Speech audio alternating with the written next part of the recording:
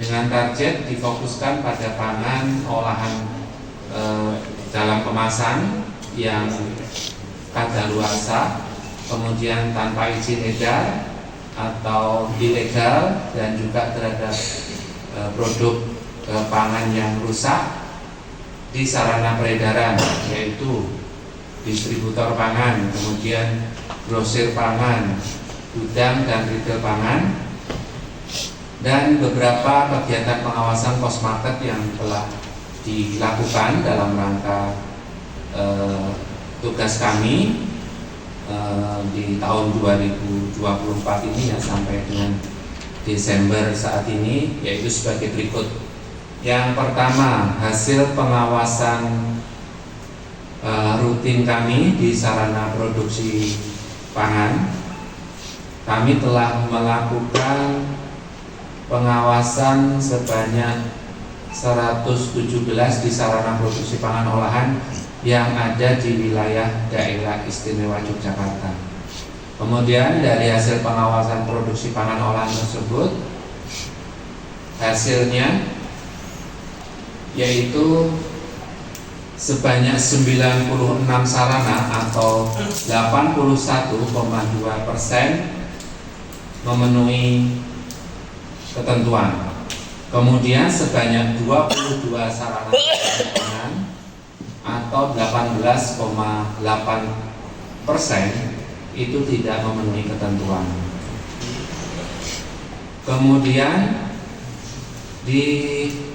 Kemudian perbandingan hasil pengawasan sarana produksi di tahun 2024 dibandingkan di tahun 2023 dibandingkan 2024 adalah sebagai berikut. Jadi untuk di 2023 itu memenuhi ketentuannya untuk sarana industri pangan olahannya, artinya sarana produksi pangan olahan yang dengan izin edar MD itu 89 atau 87,3% itu yang memenuhi ketentuan. Tidak memenuhi ketentuannya sebanyak 13 sarana atau 12,7%. Kemudian dibandingkan tahun 2024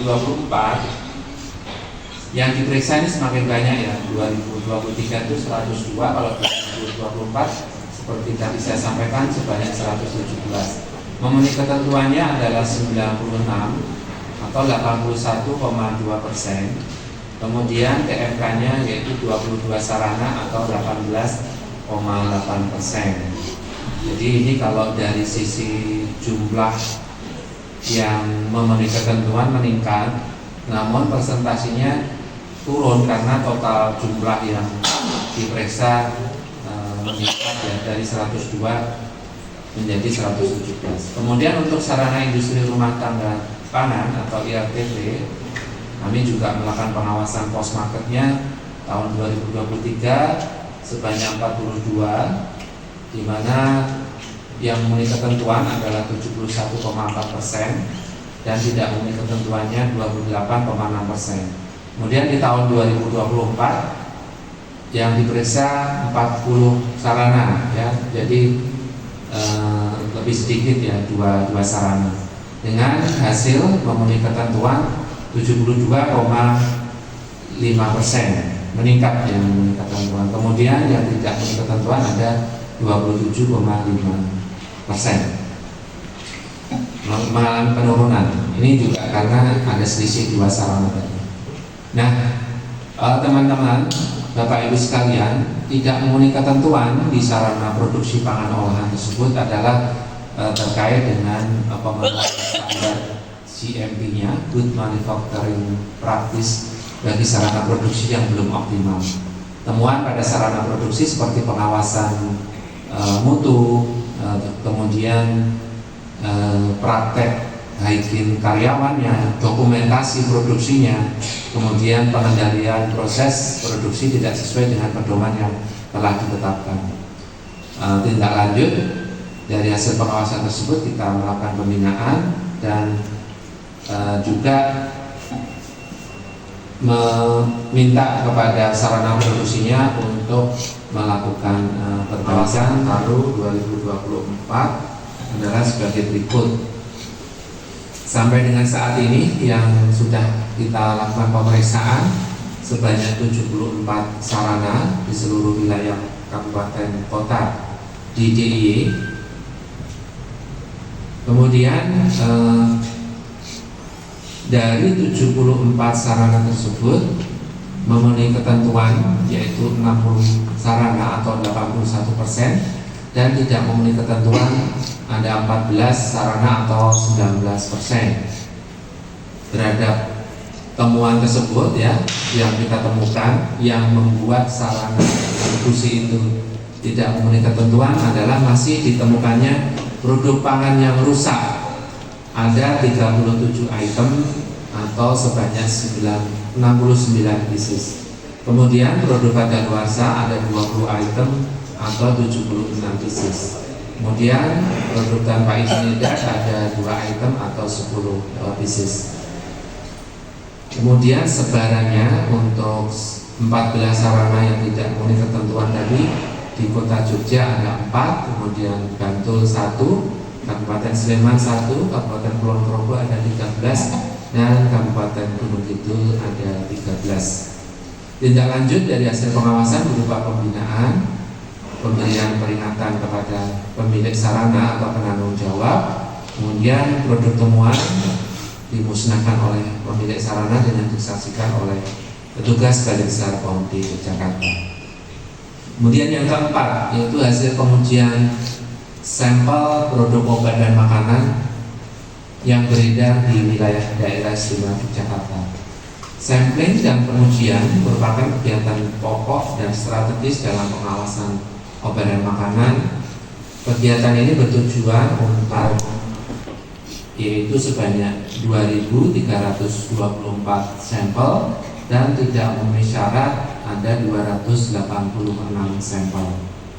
Kemudian ada produk tanpa izin edar yang kita sampling sebanyak 4. Kemudian keterangan produk tidak memenuhi syarat tersebut, yaitu yang pertama yaitu terkait dengan mutu dari produk obat dan makanan sebanyak 174.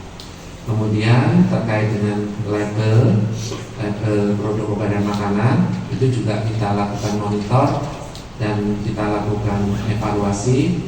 Ada 131 yang tidak memenuhi ketentuan. Kemudian masih ada temuan mengandung bahan berbahaya sebanyak 1 sampel. Terhadap hasil uji yang tidak memenuhi syarat tersebut, kami laporkan ke Badan POM untuk dilakukan tindak lanjut. Jika produsen dari obat dan makanan tersebut berada di wilayah area pengawasan Balai Besar POM di Yogyakarta, maka akan kami lakukan tindak lanjut dengan melakukan pemberian pembinaan, peringatan dan juga pemeriksaan ke sarana produksi dari obat dan makanan yang ada di daerah istimewa Yogyakarta.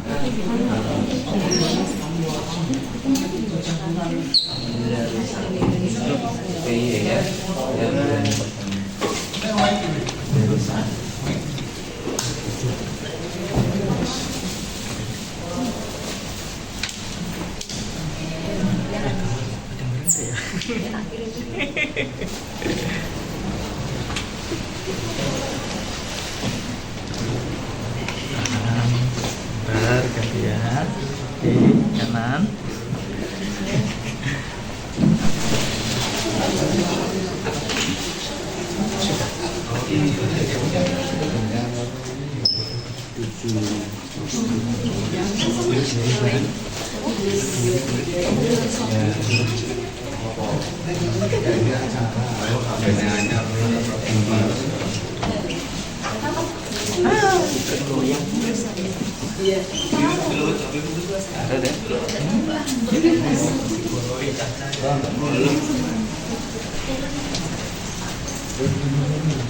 Kemarin ada beberapa ini ya.